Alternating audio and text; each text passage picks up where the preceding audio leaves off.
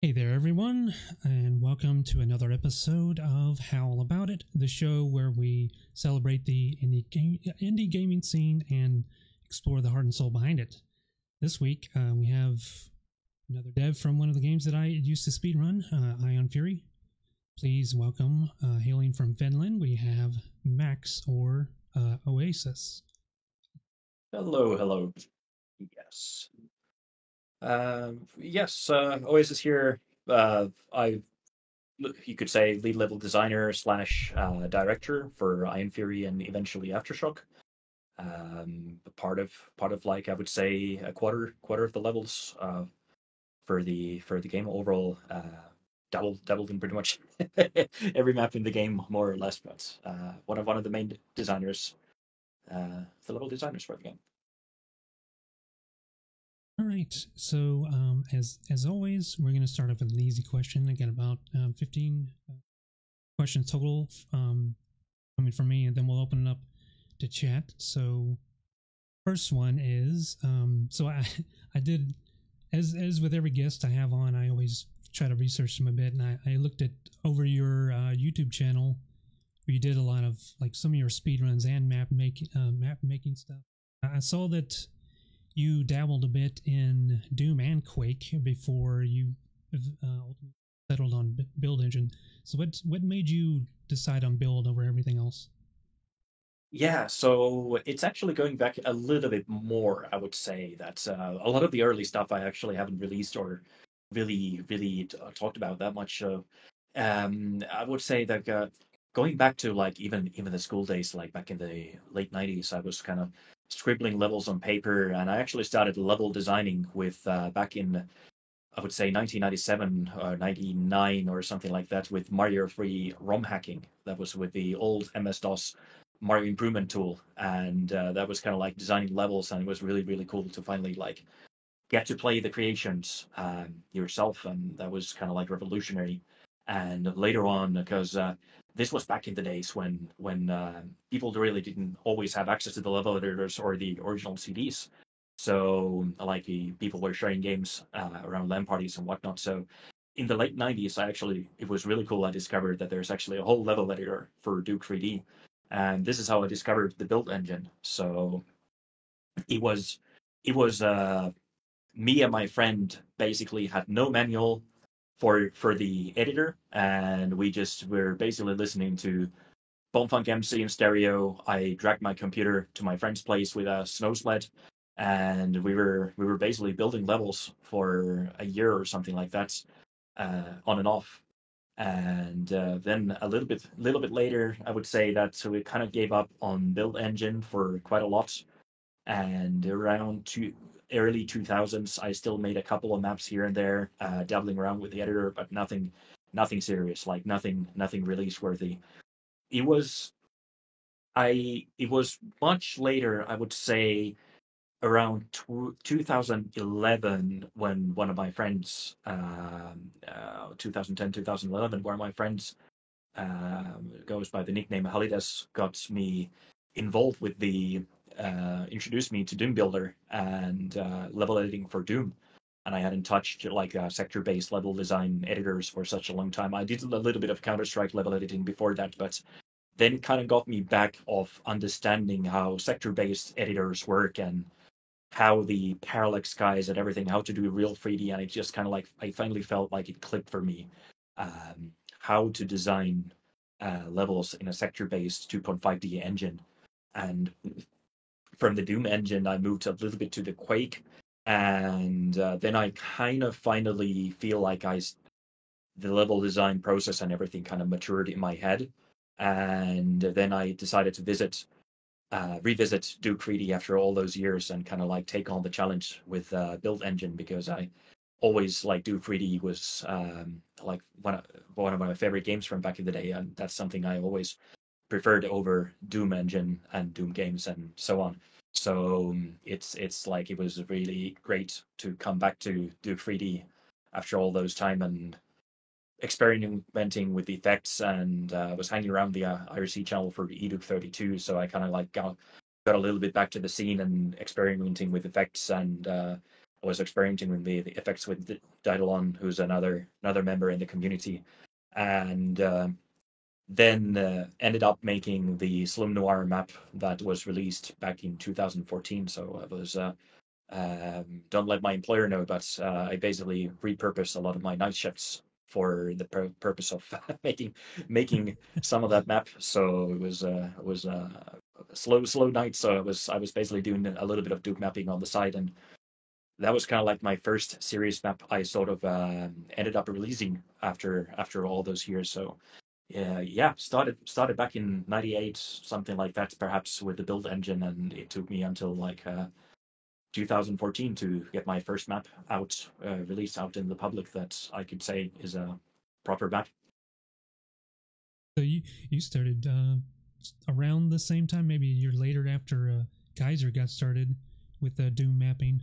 It's funny you say every guest that I've had on that does level design, it's the same thing. They used to design them in school on pen and paper. I did the same thing, but nothing ever came out of it. Um, so next, moving on to the next question with as far as the map editing tools available to build, and one of them being Mapster 32. What's the one thing you wish you had learned sooner when you were making levels with those? Oh, where do I begin? Like especially with the build engine, like the original DOS editor, like you those who are building with Mapster 32 these days, like they don't understand how good they have it. Just having the undo function, just having autosaves in the original editor, if you made a mistake, you just wish you had your myhouse56.map file at that point that you could revert to back in time. So we started without, like I said, I started with my friend, had no documentation, no nothing. Started without a manual, and we were trial and error. It took us like maybe a couple of days before we figured out how to even enter the 3D mode after bashing our keyboard furiously and finding out the hotkeys manually. And it was like a revelation when we found that the hotkey that we can even enter the texture editor, that we can pick textures. And that's kind of like where everything took off. So we were like figured out the 2D mode, the 3D mode, and it's like there were so many things that we learned the hard way, and that was also part of the frustration why I probably took a little bit of time off from the engine as well, is that everything felt so incredibly hard, and we had to reverse engineer basically the effects from the stock maps and figuring out how to work with the extract to extract the GRP, and then modify the original files and try to see and figure out how the maps worked and so on. So it was really interesting without any kind of tools. And of course, English not being the native language, it also means that even if you had some kind of documentation, it always didn't make full sense. Like when you talk about channels or triggers or anything like that, it's like in context, it doesn't make that much sense until you like understand it fully. But yeah, it's sector orders and how to build and deleting sectors and so on. There were so many basic things that would have saved so much frustration if I had learned. So that would say, in terms of the original build editor, I would say that understanding how the things work and understanding the basics instead of having to reverse engineer, that was something I technically would be nice if I had learned sooner. Would have saved so much time, but with Mapster 32 and especially starting with Ion Fury, I feel like going from the level editing and going to the scripting that I started learning with Mapster 32, that kind of feels like the moment in Matrix where you start seeing like the world Yeah. in code, and you start seeing like so many things that you wish you could do with the editor, or wish you could do automate, or wish you could do like let's say you have 100 sprites and you need to do some kind of trivial operation there, working with the tags and channels and whatnots, and scripting like made things so much easier. I can just copy slow values, copy all sorts of things that are like missing in the editor, and kind of like take the full power of the editor and start using it. So like that is something that the scripting is kind of like the thing I sort of wish I probably would have discovered a little bit sooner as well. But to be fair, it happened very organically with the Ion Fury development as well. So it's a lot of things I wish other people don't have to learn, as what I'm aiming to fix with the scripting and assisting other people as much as possible. Could you say just from as you put it, reverse engineering, that you probably ended up knowing the program better than the average person? Yeah, it's right now. I would say that right now the knowledge is like on a completely different level than it was there. But yeah, back then, early on, like without any kind of manual and everything, it was just keyboard bashing and hoping that you're not corrupting the map. And after like a couple of hours, you notice and you test and you notice that the map is completely corrupted and you have no idea what you did wrong. So once it all clicked and came together, and you started making maps, what was your design philosophy going into it, and like compare that to now? Yeah, it's early on it was like making levels kind of work, but it was like you were more mostly creating areas that you sort of wanted to create and not necessarily thinking that much about the gameplay. You were just kind of like trying to mimic what the creators were doing. But I think it finally started to click when I started doing Doom levels and I started doing Quake levels, and then I went back to do 3D levels and started analyzing. And for me, like philosophy is kind of like I want to make a really damn good deathmatch level. And if you think of a deathmatch level, it's all about the player being able to take any kind of path, any kind of route, and the level design and the positioning, the framing, the kind of scene composition and everything is accommodating to different play styles. And let's say you have pickups or something that could be there. If in a deathmatch level, for example, you do pickup design, you would have health packs and those kind of like scattered around, and trying to like adapt those into single player because even if you're doing single player, it's kind of like you never know what the player is actually doing. So you just want to make enough nuggets there that if the player accommodate goes to a different playstyle, they can always find a health pack, they can always find ammunition, they can always like pick a path, and the path will eventually lead them where they want to go. But if they want to take up a little bit of a challenge, then the challenge might actually yield them a reward. They might actually get a challenging path early on, might give them an advantage on the next room by giving them a really great lookout. So it's kind of like always having this reward mechanism built in. And I think a good deathmatch map sort of has these kind of things built in, especially the interconnection and looping back to the start. So it's like all these kind of things, and especially like one of the things is what Richard Gray, the level lord, known in the maps, and he's the guy who had hid the messages like you're not supposed to be here in the Duke 3D levels. He always had the maps sort of open up at the end. So by the time you have gone further enough, there's always going to be kind of like something, whether the walls explode or whether something uh, big transformative happens in the map and kind of like opens you back to the start. So it all kind of fits together, and you can sort of see your progress, and you can sort of admire at your progress before you move further.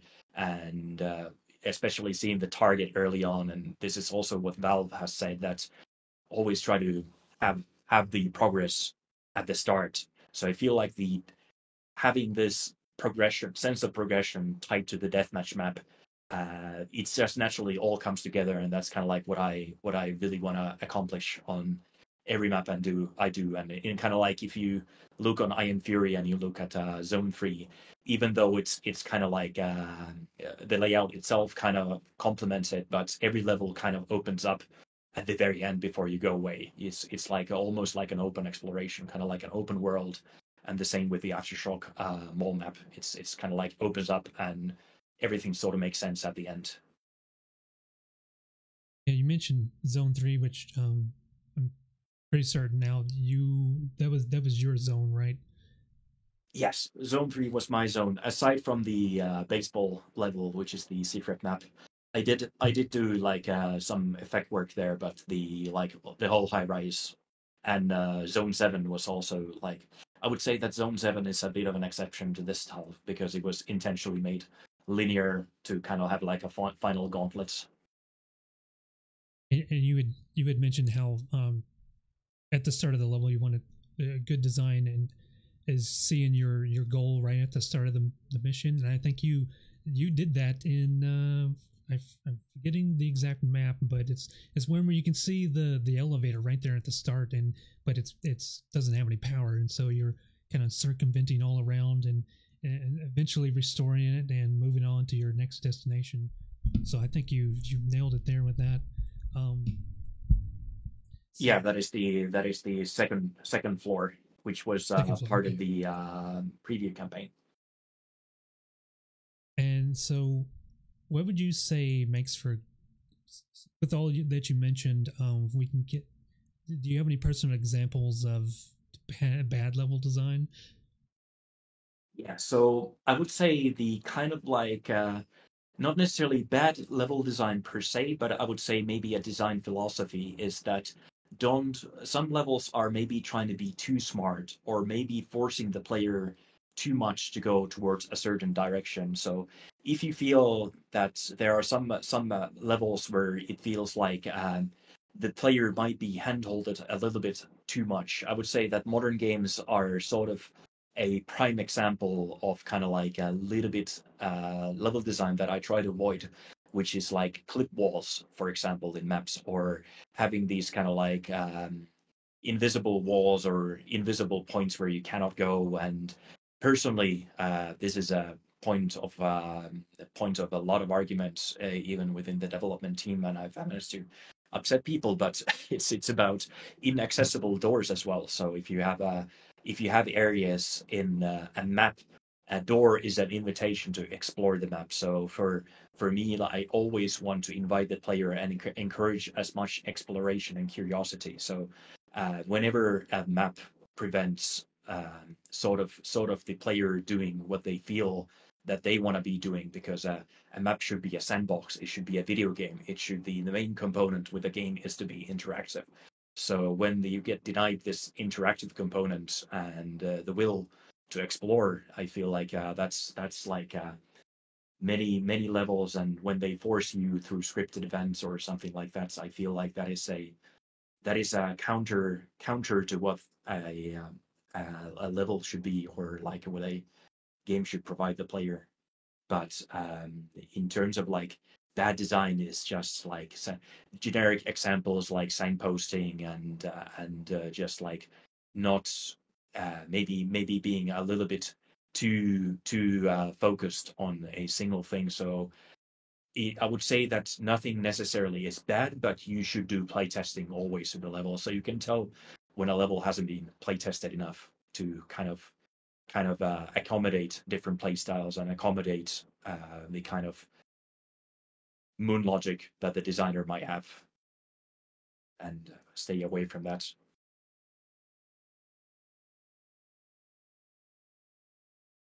We're gonna move on from discussing level design. We're gonna talk more in formation of void point. So when I was researching, I didn't come across much information on how the team came together. So other than you were a collective of Duke 3D fans on a forum, what can you tell us about how all of you came together? Yes, so you could say that originally I was part of the eDuke 32 IRC channel, and of course part of the Duke 4 .NET forums. And many of us go back to the old 3D Realms bulletin board days, which were like unfortunately closed like on 2009 when the closure of 3D Realms itself happened, the original iteration. So basically the Duke 4 and I would say the IRC channel, I was kind of like doing a lot of random work with Duke 3D mapping and Duke 3D modding, and I think me and Daedalon were doing the effects, but we were also trying to reverse engineer the Total Meltdown, which is the PlayStation 1 version of Duke 3D. We were trying to reverse engineer on how to port the maps to the PC version. We were like getting some kind of progress on that by using like save states from the emulator and so on. And we were kind of like dabbling a lot with that stuff. And there was also a kind of like a side project going on with the Hail to the King collection that was meant Right. to be an Android collection for Duke 3D, and it was for Android, and was supposed to have like all the expansions and Duke 3D, the 64 and 64 version. Fox did an amazing job porting that to a total conversion back in the day, and we were sort of ended up working together, collaborating on the PS1 port. So the Fox, and there was also not Nuke YKT, but it was another Nuki working on getting the PS1 version working, and there was Hendrix was working there, and I believe Terminx was also doing some work for the engine side to get support some of the new features. And this was all for the Android version in the end, but that kind of unfortunately fizzled through. But at that point, the kind of like seeds for the collaboration were kind of formed there. And when the time came to work on the in 2015, they had a call for developers like Frederick Schreiber from Interceptor Entertainment at the time did a thread on Duke 4 forums that hey, we're looking for people for this bombshell prequel with without too much information, but it was supposed to be kind of like a shareware episode, kind of like a quick thing, maybe 1 hour total, kind of like completion time. And they were looking for developers to work on it, and that's kind of like where we kind of like bonded with even more people, and that's the under the Hail to the King umbrella. We also ended up working on the many of us ended up working under Voidpoint and representing Voidpoint for the project itself, and we kind of united under the same umbrella, working as developers, while Interceptor slash 3D Realms was working on the publisher side because he was supposed to be kind of like a tie-in. But at that point, it was still kind of loose. We were just a ragtag group of modders, kind of like trying to make a shareware episode as kind of like a kicker bonus for Bombshell. But it's kind of like grew from there.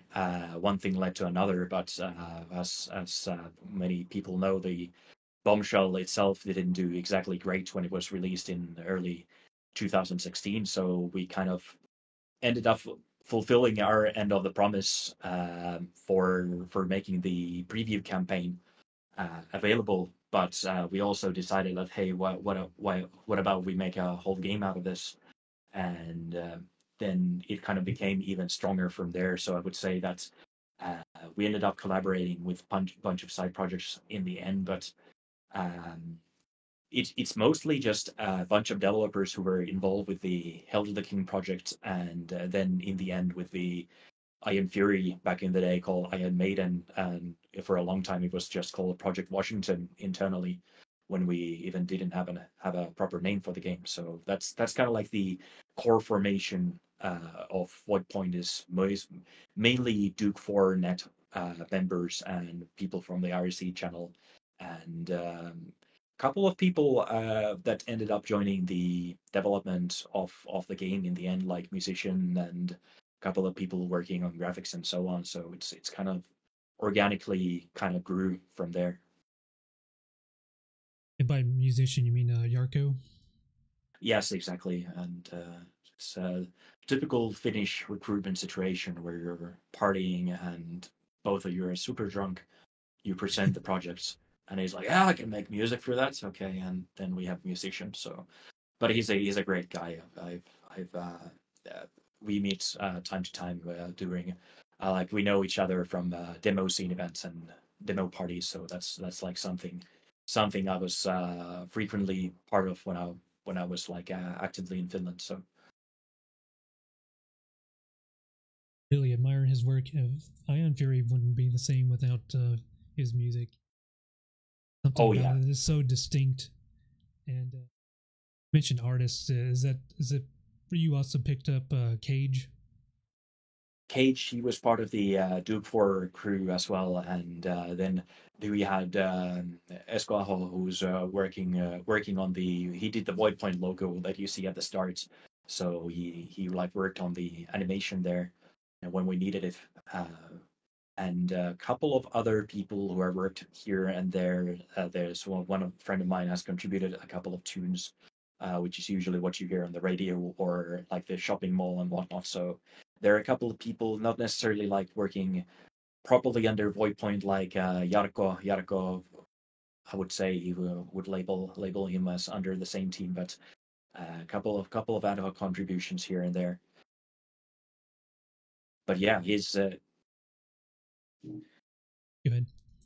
yeah, no. Music was something we discussed very early on, and we kind of decided that we want to do kind of like MIDI, but we want sort of a Red Bookish sound. And what would be better than kind of like a late '90s mod sound? And luckily enough, it's like fits very well with the demo scene, and having friends in demo scene who still like to this day do Amiga tracker music and do like music that plays on a Pentium One Gravis ultrasound and so on. And that is actually Ross's background is doing like demo tunes. He has a lot of stuff. If you want to look up, he has a lot of tracker music that he has done for other platforms. Actually, one person who came to mind, I flipped my mind whenever I was writing down my questions. So it's I don't know where I found out this information. I think it may have been like an older social media site I used to be on. Yeah, the guy behind H Doom of all things did some some of the gore effects for Ion Fury. Oh yeah, he definitely did like so. This was around the time of preview, and we started meeting Death Animations, and he did an amazing job with the gore and getting the effects and getting. I mean, it needs to be kind of like a very perfect B movie style gore that we got out in the end. So it fits really well. So having a lot of explosions, it's the gore naturally should be there to match. So we went intentionally for a very B movie style feeling overall with the game. So that's definitely fits there. So so Ion Fury is often credited for, along with Dusk and Head On, as being heavily influential to the rise of what I hate the term, but you know, can you do the boomer shooter movement that we. How do you and the team feel about having been you know, starting this revolution? Well, I can speak for everyone, but I would say that, like in general, for us, it feels like we were just doing generally what we wanted to do in the end. It's now it sounds a little bit weird way to express it, but yeah, we wanted to start it as a short, kind of like a shareware throw off episode back in 2015, and the project changed and became completely its own thing, and then we just wanted to do kind of like a really loving Duke 3D and loving Build Engine games, and of course having lots of other FPS games. We wanted to just do kind of what we loved, and it naturally ended up evolving into this end product that we were really happy with, especially with the preview campaign. It was like the first time the game kind of came together, and we were kind of like taken aback by the reception that people had for the game because we had been staring for a couple of years at that point.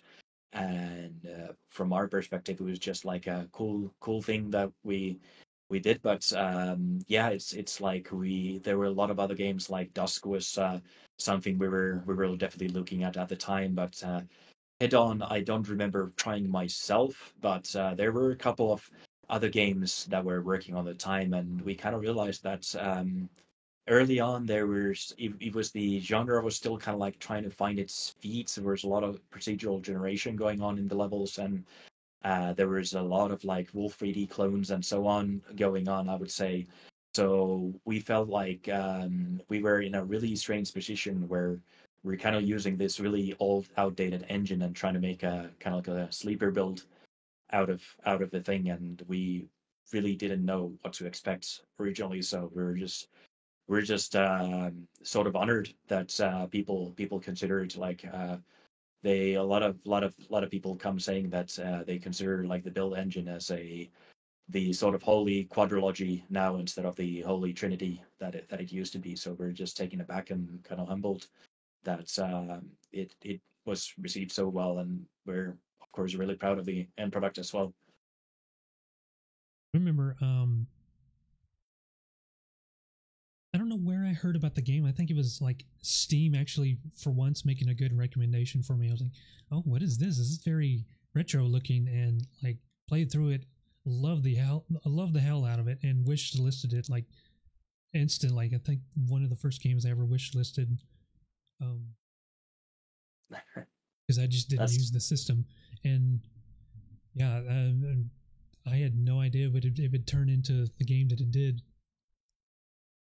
yeah, that's really cool because we were just thinking that okay, if we can make the Duke Nukem community happy and maybe get a couple of other guys liking the game, then we're gonna be very happy. Like if we get more than 1,000 players, then that's already like the whole thing. Because we for us, it's just started as this kind of like a kicker thing that we just wanted to do as a kind of like a mod on steroids in a way, and then it's kind of like we had no idea like what we were doing a lot of the time because we had like no professional game development experience, just a bunch of modders, like I said before. So it was really like everything was new, so it was really great to discover that, and it's great to hear that um like yeah, you were able to discover the game through like channels like that. So it's like really amazing to hear like sort of I would say outside opinion in a way that, about the whole thing. So it's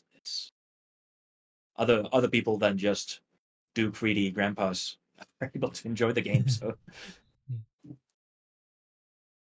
The one thing that Build Engine is really known for is having a lot of references. I mean, not only Duke 3D, but completely different dev teams. Like with Blood, they made a whole lot of horror references. So Iron Fury definitely there was a myriad of references and subtle nods to movies and pop culture. I mean, even the first level was heavily influenced by Blade Runner. Like you saw the restaurant area that Harrison Ford is eating at the start of the movie. There's even the secret area with the origami. So what I was curious about is what were some of your own inspirations in Zone 3 that you worked on? yeah, so definitely like Twin Peaks. That's definitely the first thing. I'm also very inspired by, I would say like a movie necessary, but I have to admit that Tech Wars design, kind of like the future retro aesthetic, was a little bit inspiring. I just find the sort of stained glass, brutalist architecture, futuristic design, and glass windows and all that stuff is kind of like I it just makes me giggle when I see like the sort of future retro Los Angeles kind of style going on. And of course, there's the Die Hard. I would be lying if it wasn't like a big inspiration for the whole thing. So originally, Zone 3 started as a sort of it was planned to be kind of like this Nakatomi Plaza thing. So that was kind of like the one big inspiration for it. Of course, the whole plan changed a lot. Like originally, you had like a bomb explode there, and you had your team and squad mates and whatnots, and probably get to touch these topics a little bit later. But it's Die Hard was definitely like the code name for the map was basically Naka, and then whatever revision number I was working on until I landed with the final names. Terminator, of course, and I love watching B movies. So there's one reference to Andromeda Strain on the lab floor with the 601 monitor. There's a Barbarella reference that many have probably found. Yeah. One I really love as a game, and the whole kind of like petty villain and the whole villain's evil lair kind of things is very inspired by stuff you see in No One Lives Forever, Austin Powers and whatnot. I absolutely adore what they did with No One Lives Forever, like for the Dumas Baron Dumas lair that you have at the end of the game and everything. I absolutely adore Monolith, what they do with their game, and it's just having fun with the game. A game is supposed to be fun. It's supposed to be a medium where you can express things that you kind of it's not supposed to be too serious, especially this kind of game. So it's like really fun to add a lot of fun references and nods and just absurd stuff sometimes when necessary. But there's so many references that I probably don't even remember all of them. But definitely be many B movies and definitely like all the Haskell things I was constantly thinking of, like James Bond, Austin Powers, No One Lives Forever, 100%. is the greatest limitation or challenge that you had to overcome as a team when developing the game? Yeah, so definitely the engine itself is a challenge, and anyone who's played the 1.0 version of the preview campaign will know what I say, that the performance could be better with the engine. There were so many improvements that we ended up doing over the years before the release and after the release. Like you play 1.0, you play 2.0, 3.0 with the stock. Even for the final game, you will notice that there's the performance just gets better and better with every version, including Aftershock with the 3.0 is like some things are performing a lot better than they ever could before. So performance and dealing with the old engine, dealing with like quirks that are inherent to the old engine.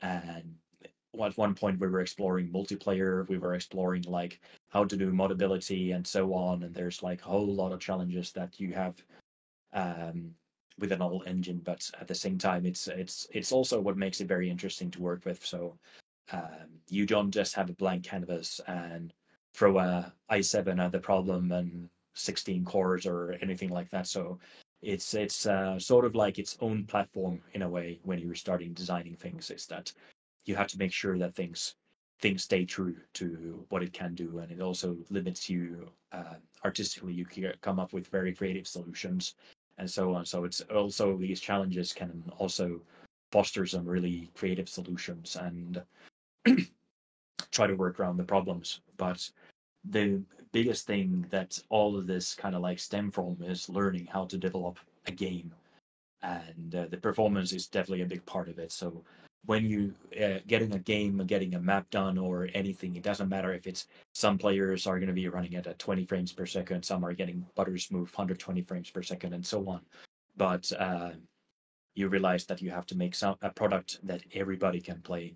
And us being modders, we really didn't have like this idea. So a lot of the times you have to realize that no, you cannot just do everything that you want and pushing to the deadline. Some features might need to be cut. Some features might need to be optimized or heavily tweaked or changed completely to get things done.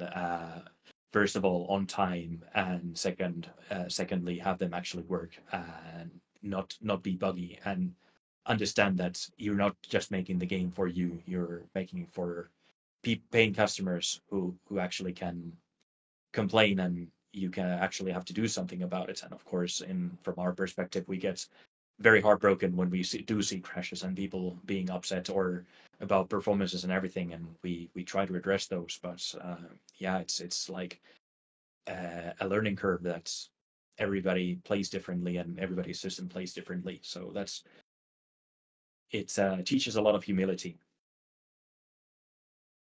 Yeah, the game definitely went through a lot of changes, and we could not only after the release, but it's not often every game that we get to see alpha footage. And I saw a bit on you've uploaded a lot of your like map making stuff, and in addition to like some very early footage of sorry, I'm reading it. Like alpha builds of the game, and your most recent one, which was like I think a month ago, you were showcasing the game, and there was some evidence of like some of the cut content, such as like I don't know. I guess there was a dedicated button. It looked like you were throwing like it looked like little firecrackers, like it was an early cluster puck or something. So aside from that, what other content, if any, were removed from the game? Whether that was at a conceptual level or during like early in development. Yeah.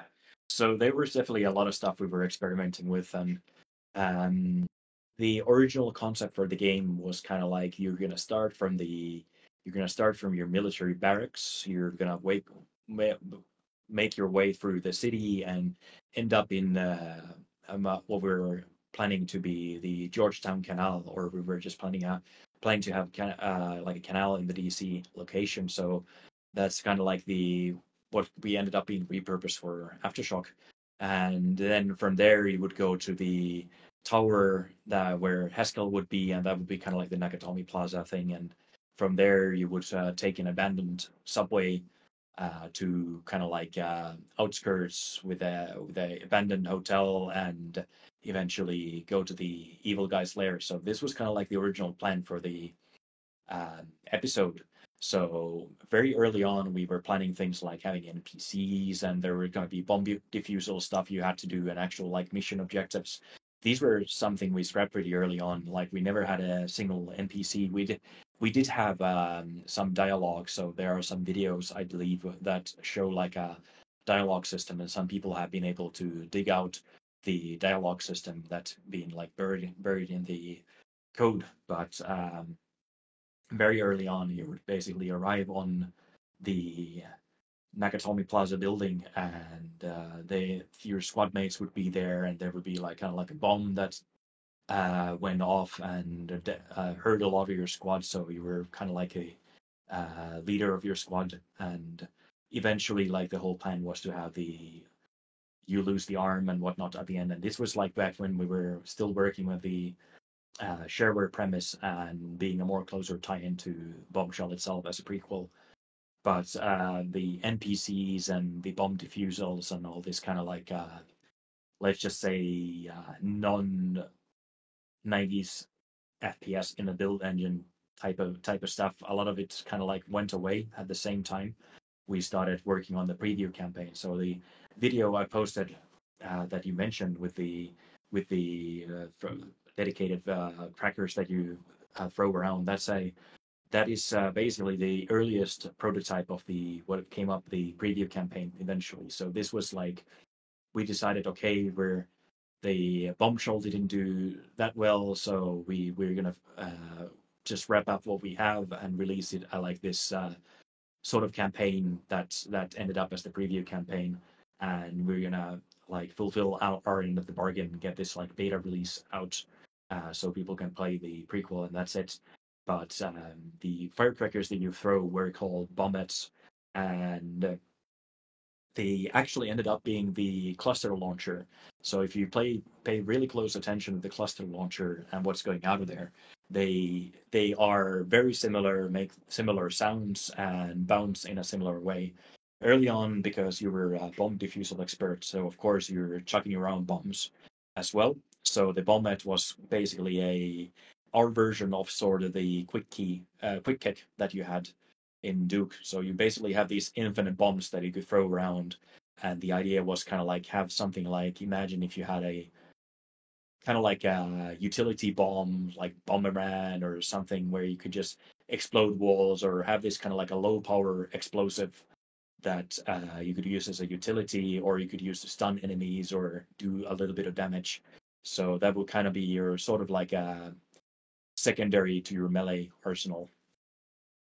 And this was like really early prototyping, but it survived pretty late until we removed the hotkey for it. Um, we had a lot of differences in the early Zone 1 and 2. This was supposed to be kind of like a military base, and whatever like was prototyped with the military base kind of ended up being repurposed for Zone 2, the modern part of the Zone 2. And some of the parts, actually, the history of the bathroom that you see at the start of the game and the bar, they are actually from an old repurposed GDF base. So that's a little bit of trivia for you. So the bar you see at the start of Zone 1, the very first bar, is actually a segment of an old GDF base. Even included in the bathroom is a bathroom from the GDF base. It was just retextured and repurposed as a bar. So that's a little bit of strange trivia. And yeah, but most of all, we ended up expanding the game by such a huge amount that um, a lot of the levels did exist from very early on. But instead of being a single map, it ended up being 4 or 5 maps, and they ended up evolving into individual zones from there on. So it's I would say that's kind of like the main difference. Early on, the scale was so much smaller that everything was kind of like densely packed into these maps, and a lot of the features didn't really exist. Oh yeah, one thing I forgot to mention: the flame tornado you see in Aftershock is also what we experimented with early on in the game. That was eventually cut from the main game, but made a comeback in Aftershock, and the bomb defusal as well.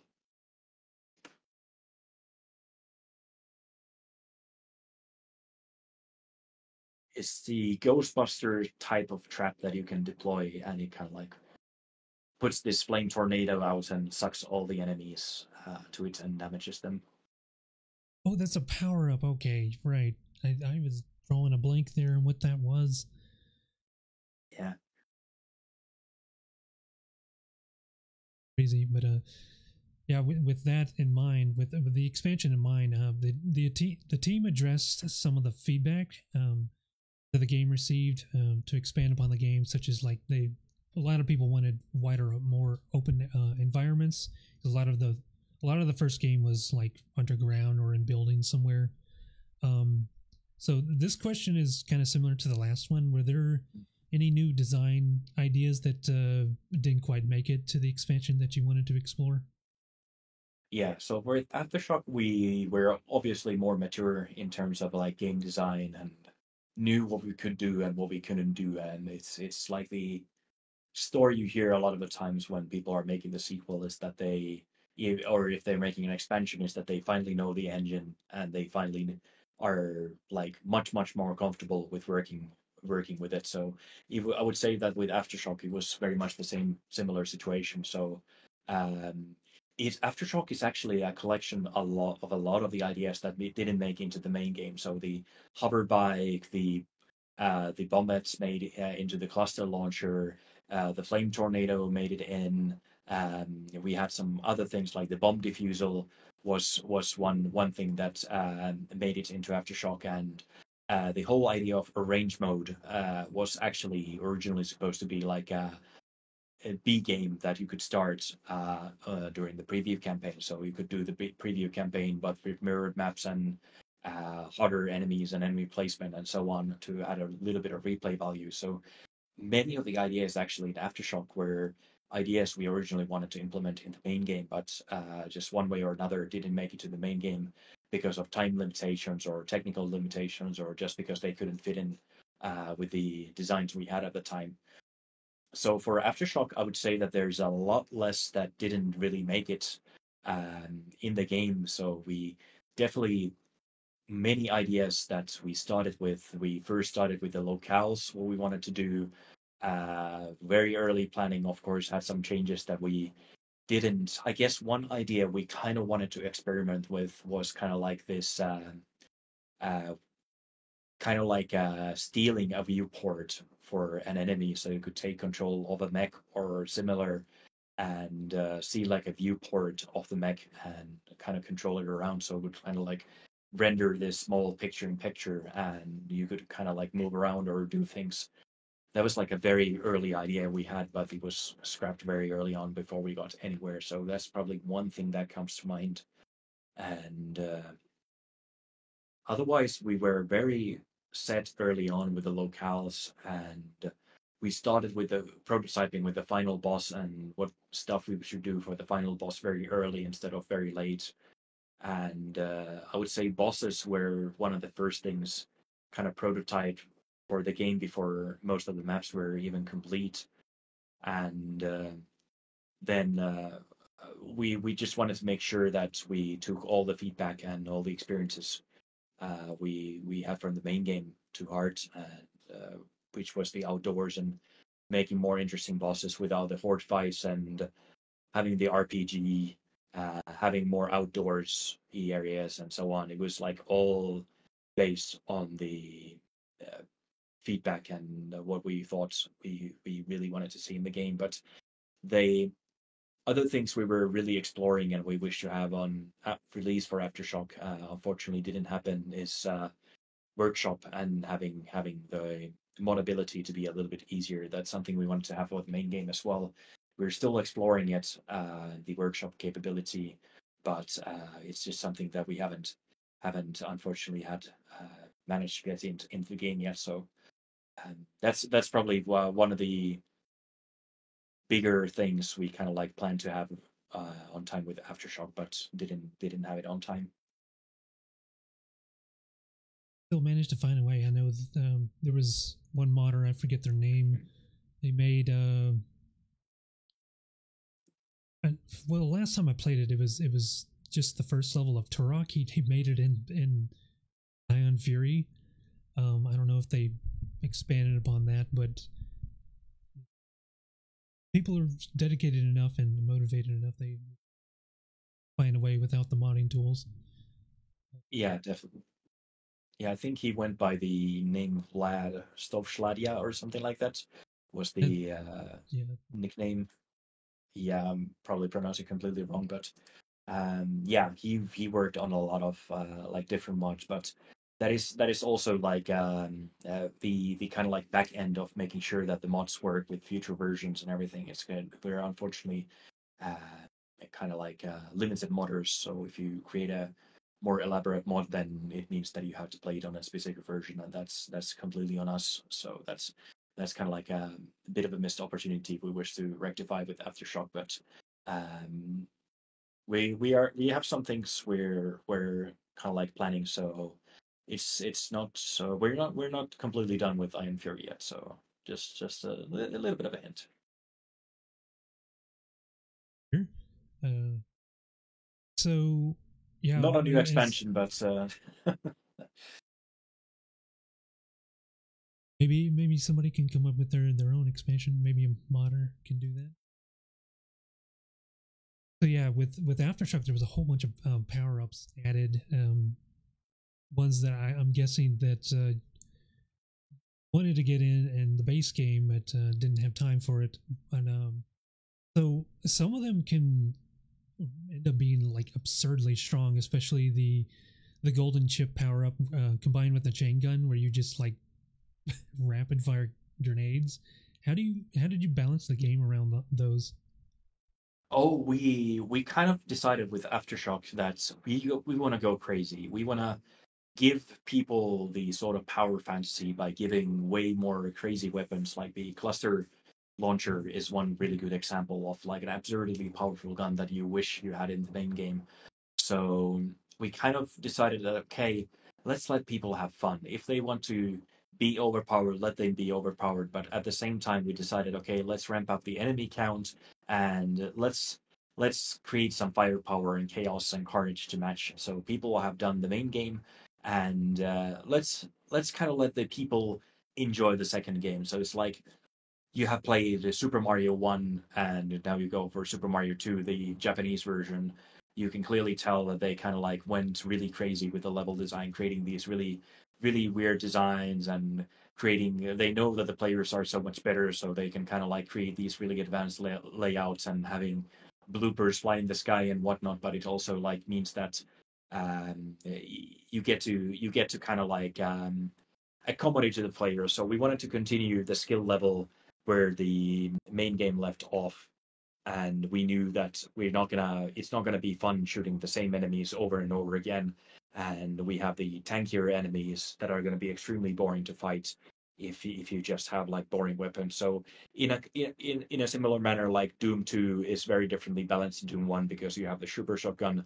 So you have more firepower, but you also get to take the tankier enemies without the frustration of having to, you know, having it feel like a chore when you're mowing down a lot of tanky enemies. So I feel it kind of like naturally balanced itself out, and especially with the range mode and the harder skills, we kind of like just gave you a lot of things, but we also intentionally try to make it a little bit stupid at times. We feel because it's we feel there should be carnage. You should be able to do a lot of destruction. So we wanted to kind of like let loose, and we knew that Aftershock was going to be our swan song with the expansion pack. So like Iron Fury and Iron Fury, like the base game and the expansion. So we kind of like wanted to put a lid and just show all the crazy things that you could do with the combat loop with the game. It was really fun coming up with all the power ups. Probably why I see now that's probably why there was a necessity for the Angel of Death mode, because respawning enemies that the only way to get rid of them for good is just to blow up the body. With all those new tools and toys to play with, that's yeah, can Yeah, for definitely some see. reason, people were complaining that the game is still too easy, and even with the base set of weapons. So we gave them one more skill level. So there, there you go. You're welcome. What is we kind of already touched on this, but what is next for Void Point? Is the team satisfied with Ion Fury and its expansion, or are there any hopes for a future project? Yeah, so for Void Point, I cannot speak for the whole team itself. We're very satisfied with Iron Fury and the expansion, like the end product itself. At this moment, I mean, people can put the one-to-one together. That's necessarily like the um, future of 3D Realms is a little bit of a question mark. At least I don't know like what's happening there, and we're still kind of like hoping that the big box situation and everything gets sorted out.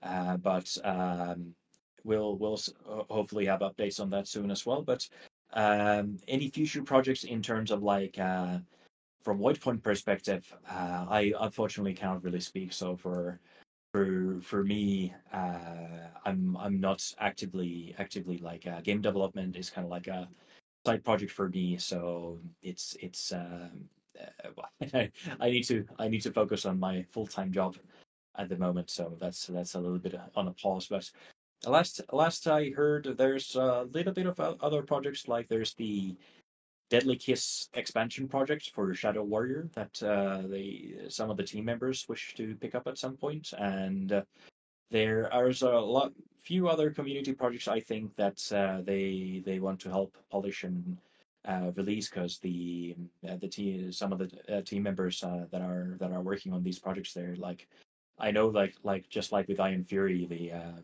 like the when something comes out they want to be sure that it's 100% like ready. They want to know they know what they want to do and what they want to achieve, and the standards are very high. So they I know that there are some projects in the future. So if just be patient. I know that these things are being worked on behind the scenes. So don't worry about it.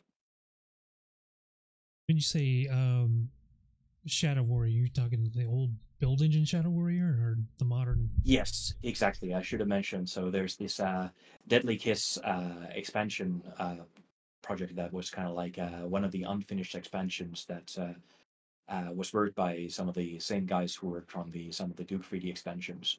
Um, so it was kind of like abandoned mid development, and there's like a group of people who are like working on restoring it and have a really good like background information. I've done extensive research on like the nature of the projects and how things are supposed to go, and I have like really it's in I can say that it's in capable hands when it comes to the restoration of the project. So it's that the wish is to kind of like restore it to a state that will be as if it was like back in the time. So I cannot speak too much for the project itself, but it's something I'm kind of looking forward to as well.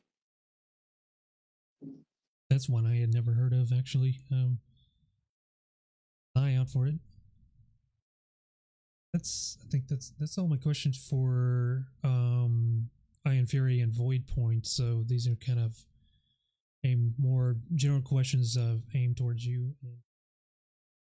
So in the past, you've been involved in not only speedrunning yourself, but you were even a staff member for European Speedrunner Assembly or ESA. You've been one of your main games was GTA 3. What's being a speedrunner myself? What initially got you into the hobby? Yeah, so I mean I've been watching. I think I first discovered like Speedrun's Archive, and it was also called NES videos back in the day. So that was like the very early days of TASing. So I discovered from a magazine of NES videos, and I started looking at the Mario 3 Morimoto's like legendary TAS that was done with Fantasia back in the day. So that's kind of like where I discovered tool assisted speedrunning, and then I discovered Speedrun's Archive, uh, SDA, Speed Demos Archive. Yeah. Um, so SDA was kind of like actively watching the speed runs.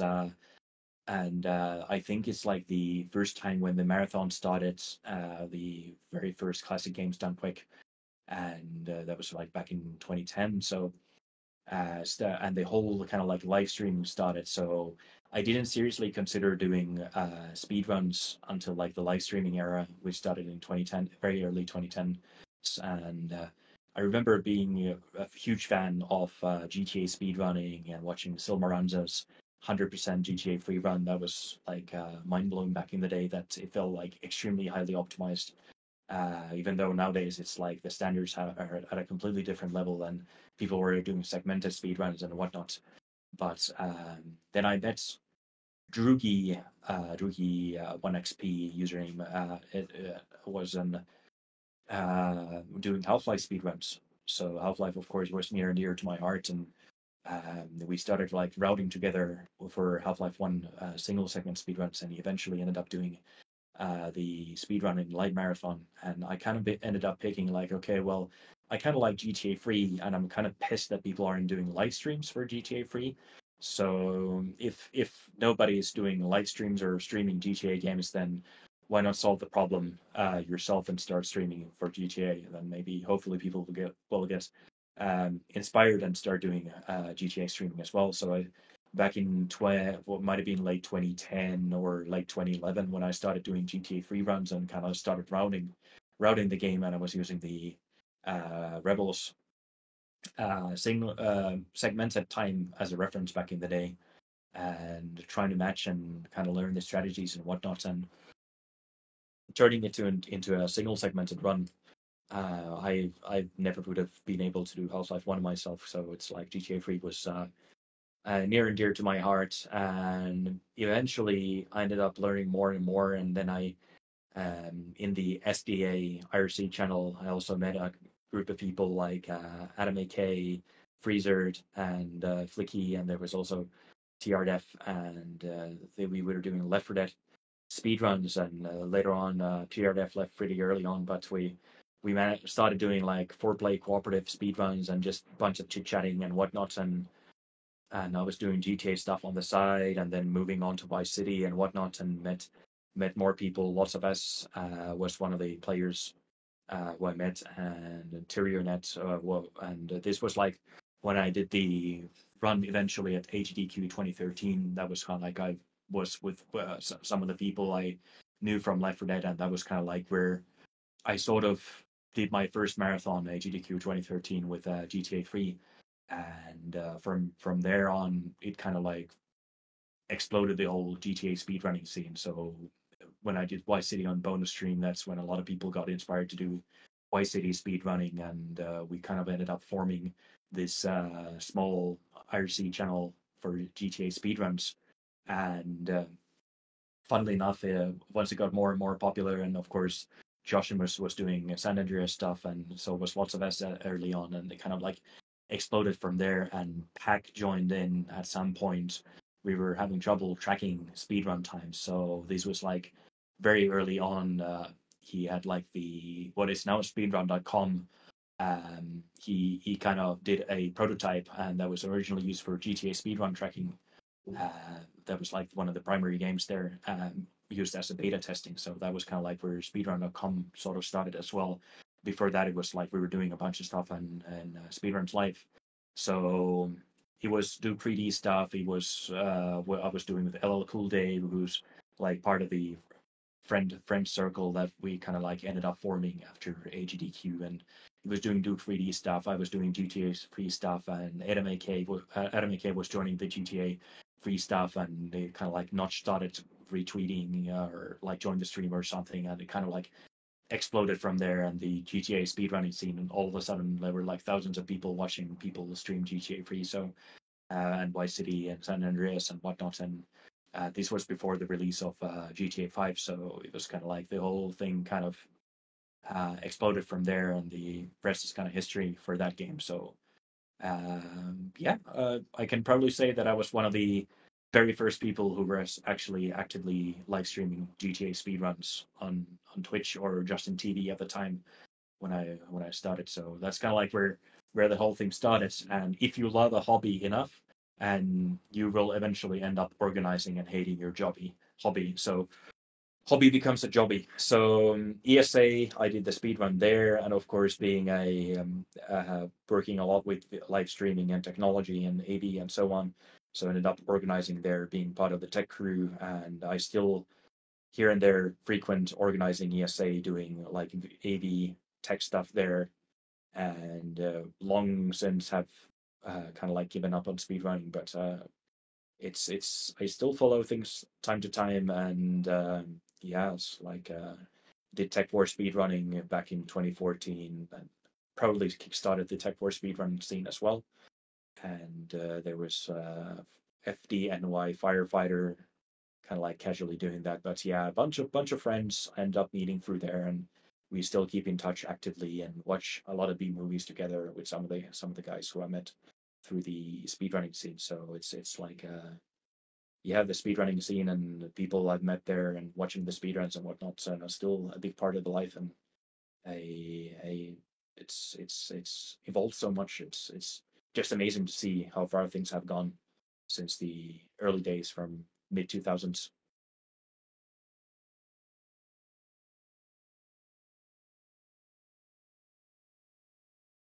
I don't think I recall that you ran to look that up. That was what Grand Theft. Three, yeah, was the primary game, and there was Vice City on a bonus stream.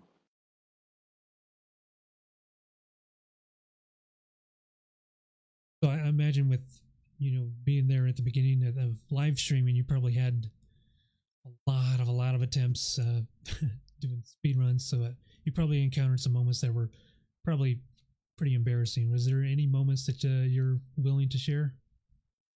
For speedrunning, probably like I don't know. It's really hard to come up with.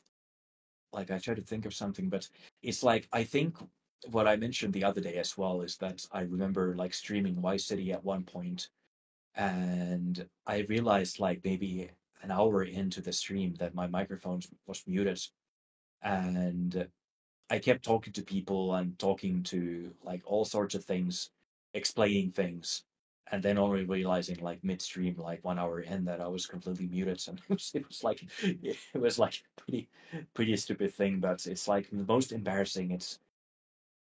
It's honestly I'm sorry, but I really cannot think of like anything noteworthy at the moment. And tell you the truth, leaving your microphone muted is like every streamer's problem, and we never get used to it. Like with me being a VTuber, they just see a mouth moving, and then somebody like 5 minutes later says, "Are you muted?" And that's probably the one advantage of being a either using a webcam or VTuber. They can at least tell. Otherwise, yeah, it's they're just gonna assume that you're not talking. It's bound to happen at some point. So, what are some other indie projects that you're looking forward to?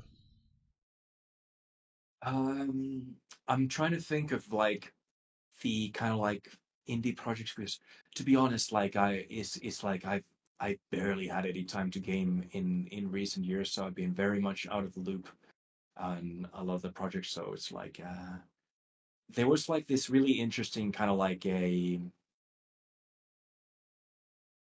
the the sort of like a Duke Nukem inspired game that someone was working on that was like looking pretty interesting. Like the And Last Exterminator, is that it?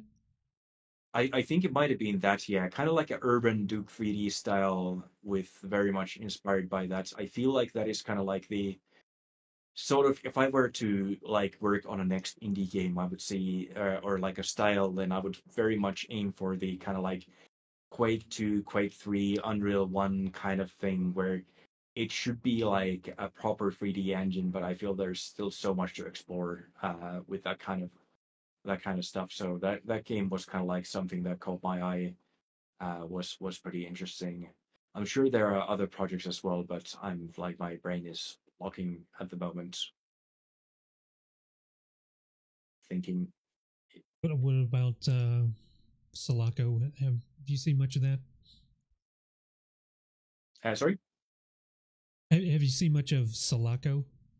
I've seen a little bit of it. I honestly like I've been meaning to play it, but it's like I said, barely be paid playing any games, and let alone like watch that many videos of.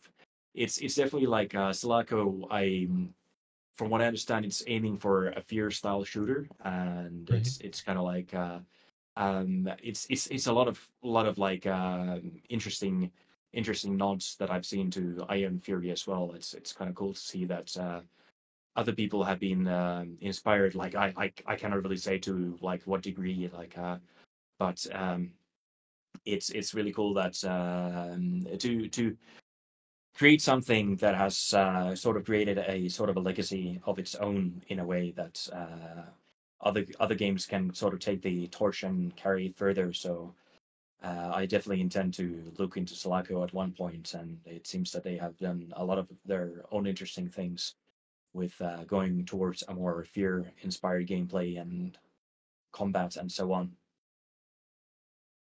Yeah, I would put that game right up there. It's I'd say it's good enough to stand up there with Ion Fury and Dusk. Um, the it's still just in early access. It's just impressive what they're able to do with GZ Doom. I thought that was just a force port, but it's incredibly powerful. Um, so Yeah, we're it coming looks up really. on Oh yeah, and one thing is the Coltic is one thing I'm also kind of like looking forward to because it's like I feel kind of it understands the sort of art style and the kind of conceptually going for a strong theme and the strong detail density, if that makes sense. It's like feels like a coherent game. I really need to play it. So I actually got a CD key for it as well recently, so I really need to play through it. So, but that's also another game that I kind of caught my eye. mhm. Yeah, and it's amazing what Jason has did with that. That's one game absolutely has a very strong sense of identity. Like he knows, like as you put it, the whole aesthetic, the gameplay style. It's got some few modern things like the medkit thing, which you don't really see much of. Where like if your medkits if you're at full health and any medkits you pick up gets stored into your field pack, and that's the amazing quality of life feature that I don't think any. I mean, Duke had the portable medkit, but this is like an entirely taking it to a whole new level that is really innovative. So Yeah, we're allows kind of like overhealing in a sense without losing. yeah, you lose like half of it, but I mean, if you're blowing through everything, especially with, some of those weapons are really strong. If you're careful with like dynamite throwing and grenades and stuff like that, you can really get a strong sense of the power of fantasy there. Being a good Yeah, player. that sounds Um, great. but yeah, coming up on our my last question. If Chad, you want to prepare any of your own questions for Oasis. Um, so with many of the tools available to us now to create games, and all the, I mean, so many tutorials that you can find on YouTube as well. What is some advice that you could give to any aspiring solo developers?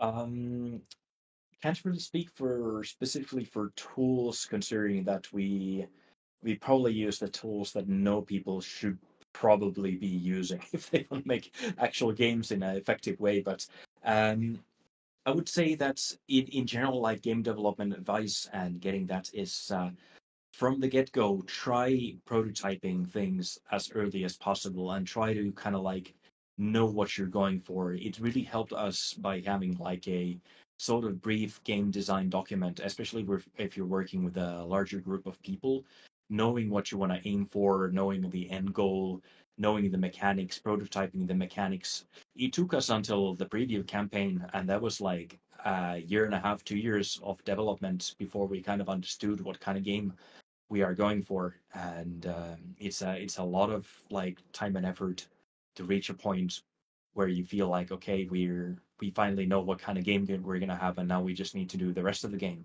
So it's yes, you can have the sort of vertical slice kind of thing going on, but prototype, try to experiment, and most of all, try to remember that game is a game. A lot of the times we were looking into kind of like what kind of all games we liked, what kind of was there maybe an arcade style of implementation we could have there, or could the game make the player laugh at this point, or could it go into absurd or something like that? So feel free to let the game be a game, and also remember to do a lot of play testing so you understand where your game sucks and where you need to do the changes.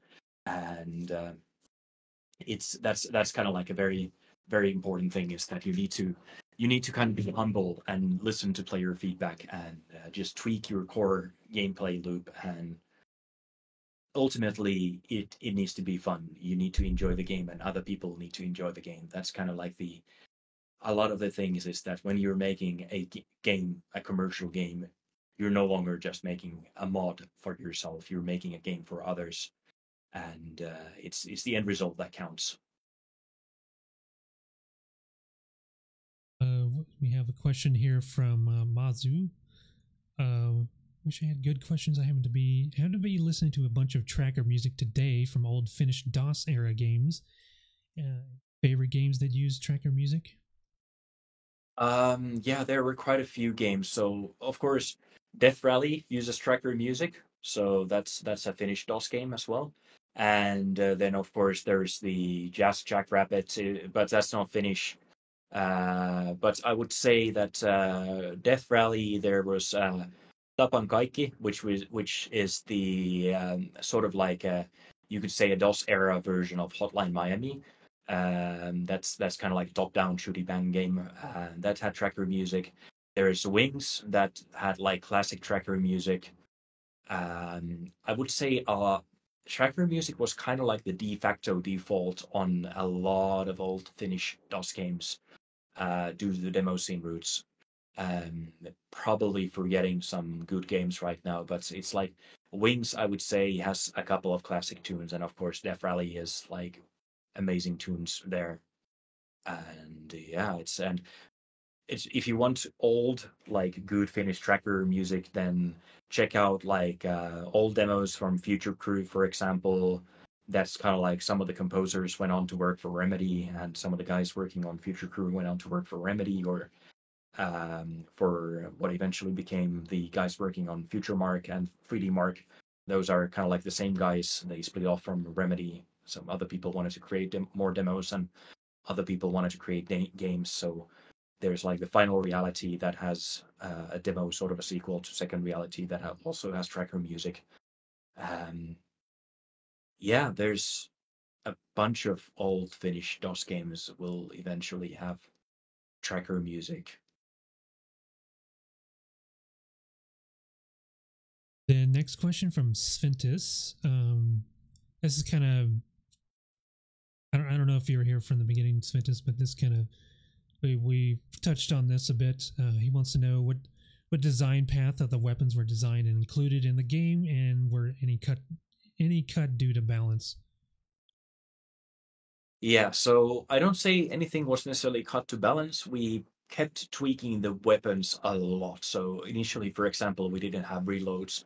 The first weapon we implemented in the game was the Lover Boy. Then we had the crossbow implemented very early on as a prototype, and the minigun. I believe we were using like some Action Quake model sprites for the minigun, and the sprite from Redneck Rampage for the crossbow. So we were kind of very early on trying to nail the balance.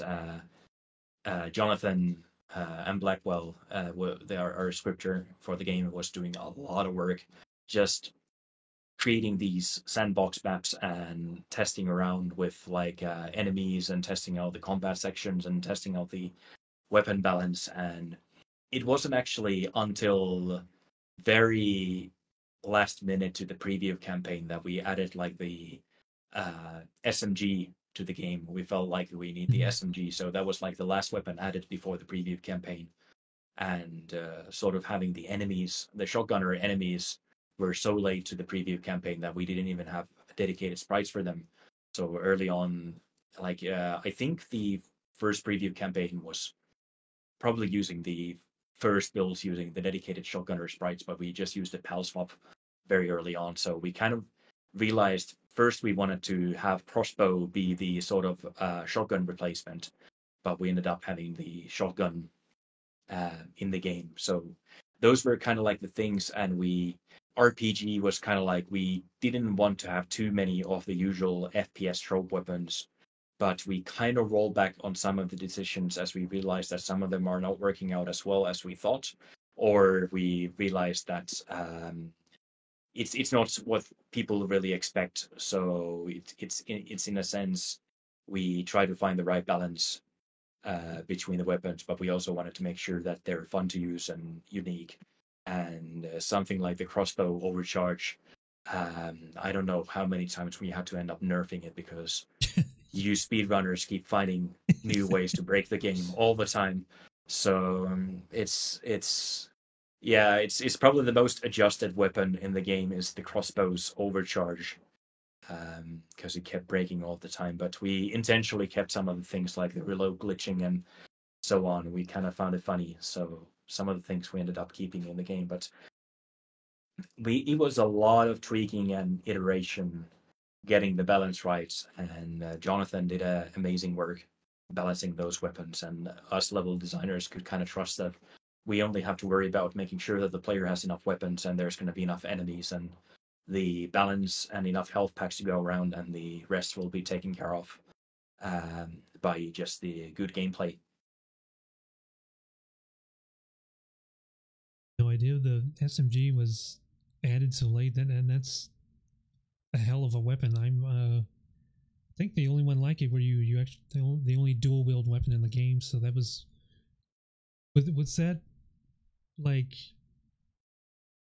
originally the just to add it really quickly, that those who have played the preview noticed that there was no alt fire in the preview campaign, and that holds true for the main game as well. So this wasn't just by the registered version kind of tease feature. We actually didn't have any alt fire on the weapons, so that gun roster you had in preview campaign was literally all we had in the game at that time, pretty much. Minigun, well, actually, I'm lying. The minigun was the last weapon added on the preview campaign. It was so late that it doesn't even have most of the frames.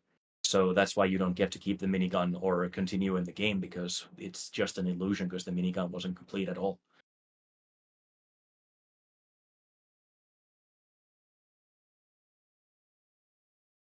One thing I was thinking of with SMG, with it being able to dual wield, was that just, was there anybody who wanted to do something like that, unique to one specific weapon, or how did that come about? Because that is the only alt. Can't really say it's an alt fire because it doesn't shoot; it just like switches between one or the other. What was the design choice there? Yeah, so a lot of the weapons were inspired by Rise of the Triad. I think for all the goods and bads with Rise of the Triad, I think some of the weapons they nail completely. Like, yeah, the machine pistol that you have at the start has some of the most satisfying sounds, and the feedback is so satisfying. The sort of akimbo power up you have in Blood is something that inspired the dual wield that we had, but we didn't want to have it for every weapon because otherwise it would be a little bit silly. So the SMG dual wield, it kind of just felt natural. It's what a game back then would have done is why not have two of the SMGs, Uzis that you can fire. So it was just a natural choice.